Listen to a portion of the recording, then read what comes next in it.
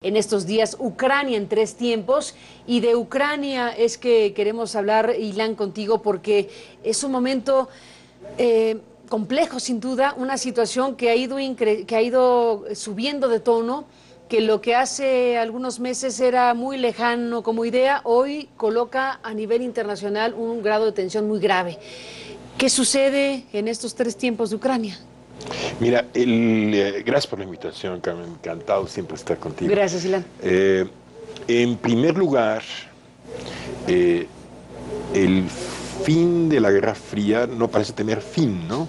Porque desde 1989 estamos diciendo, comenzó el fin de la Guerra Fría, llevamos 20 y pico años diciendo ya eso. Por el contrario, parece ser que la lógica de la Guerra Fría nunca se fue y a la hora de los conflictos graves reaparece. ¿Cuál es esa lógica? Las grandes potencias traducen los conflictos entre ellas a través de guerras civiles en naciones menores. Esa es la lógica de la Guerra Fría. La idea de que una guerra entre las grandes potencias, como sucedía antes de 1945, la Segunda Guerra, es inconcebible porque están armadas nuclearmente, simplemente.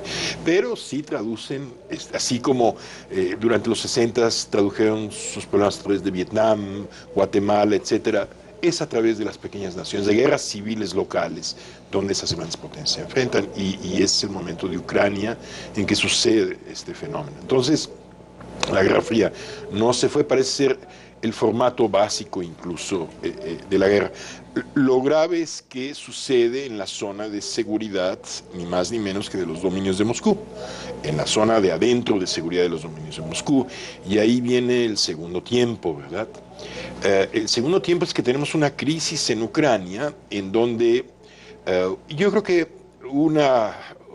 es decir, una élite que básicamente se hizo del poder en Kiev, no necesariamente con gran consenso dentro de la población ucraniana, porque es la parte de la extrema derecha de la coalición de Timoshenko. Es decir, la vieja coalición de Timoshenko, que sí era pro-europea, pero sin el ánimo de despertar al gigantón ruso. Si Ucrania son 46 millones de habitantes, pero está entre dos grandes potencias. Entonces, los ucranianos siempre tienen que estar pensando qué hacen de su vida entre estos dos grandes poderes, la comunidad europea y Rusia. Entonces, Timoshenko era una coalición amplia, pero sí incluía una extrema derecha muy, muy, muy radical, ¿verdad? Anti-inmigrante, hiperreligiosa, no democrática, etcétera, que es la que capitaliza todas las movilizaciones del Maidán, en donde lo que está en juego es si Ucrania adopta el euro y pasa a la OTAN. Entonces, en este segundo tiempo lo que tenemos es una Europa que yo creo que desde 1990 quiere aprovechar todas las condiciones para desmantelar lo que fue la hegemonía rusa en el este. Y lo ha hecho gradualmente en los últimos 15 años. Acuerdos o no con Moscú, una buena parte de los países del este europeo se han ido incorporando a la OTAN, es la verdad. Desde Hungría, Polonia primero, Lituania, los Bálticos, y ahora está el problema de Ucrania. No más que Ucrania sí está muy dentro de quien va a responder, como lo está haciendo, de manera totalmente tajante, frente a un Ucrania no se va para allá, que es la potencia rusa. Entonces... ¿Y se perfilaba Ucrania para la OTAN? Mira, sí, por supuesto, la mayor parte de la población ucraniana, es decir, lo que más desearía es simplemente...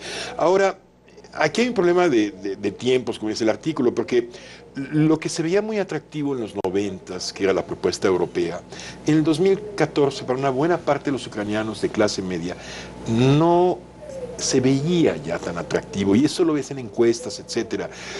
Pasar a ser parte de una Grecia en Europa, ganar autonomía frente a Rusia y perder autonomía frente al euro.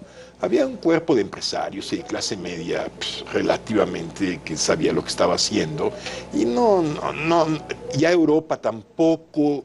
Lo que sí se le antojaba mucho en 1995, para después de ver cómo Europa se comportó con Portugal, España, etcétera, esa clase media ucraniana, pero no estaba tan entusiasmada. No estaba ya tan entusiasmada. Sí, por supuesto, es mucho más pro-europea, eso es cierto. Pero condiciones, estaban negociando cómo se integraban, nada que ver con los procesos de integración europea de los años 90. Y viene el golpe de esta extrema derecha ucraniana, que dice es el momento.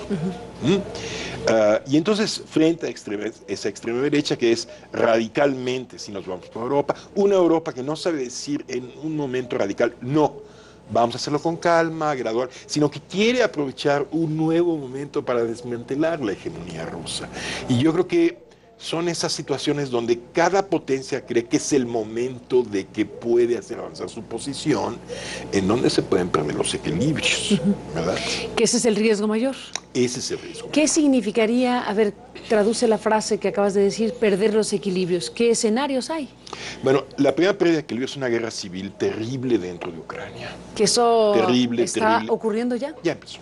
Ya empezó esa guerra civil. Ya empezó en Donetsk, es decir, las tropas de esta extrema derecha, porque no es el ejército ucraniano. Si el ejército ucraniano toma partida, las cosas se ponen mal. Son 600.000 hombres entrenados a la antigüita por el antiguo ejército soviético. ¿Y está neutral ahora? Están viendo, sí, exactamente. Ahora son fuerzas organizadas por las fuerzas políticas, básicamente, de los rusos étnicos y los que están en el poder, los ucranianos. ¿Siguen siendo ucranianos o ya hay intervenciones extranjeras? Buenísima pregunta. Hay una intervención europea americana a través de financiamiento, armas, eso es clarísimo. Hay probablemente una intervención rusa a través incluso de hombres, directamente. Es decir, entre un ruso étnico y gente que puede cruzar la frontera, no vas a notar ninguna diferencia, ¿no? Pero la declaración de Lavrov de ayer, el encargado de Relaciones Internacionales de Moscú, pues es durísima. En Ucrania hay una guerra civil y punto. Es decir, no le dio vueltas. No le dio vueltas, le está metiendo absolutamente otro cerillo a esta alberca de gasolina, diciendo vamos a propiciar la guerra civil. Entonces, claro, para los rusos ahora la oportunidad es desarmar lo que había surgido en los años 90 en Ucrania, que es un sector importante que quería una Ucrania entre las dos partes de ese mundo que fuese lentamente constituyéndose. Esa opción para los ucranianos parece que se está desapareciendo. Entonces, guerra civil fuerte, radical, con fuerzas apoyadas por potencias occidentales y Rusia por otro lado. Esas son noticias pésimas para Ucrania, porque una escalada de esas, quién sabe dónde acaba. Dos, Kiev está muy cerca de Moscú. Y eso significa ya, geográficamente hablando, militarmente hablando, no olvidemos que Sebastopol, es decir, lo primero que hacen los rusos, que es Crimea, vuelve por supuesto a Rusia. No hay que olvidar que Crimea le fue dada a Ucrania por Khrushchev, ¿eh? Es decir, la anexión de Crimea hacia Ucrania no es una cosa antiquísima.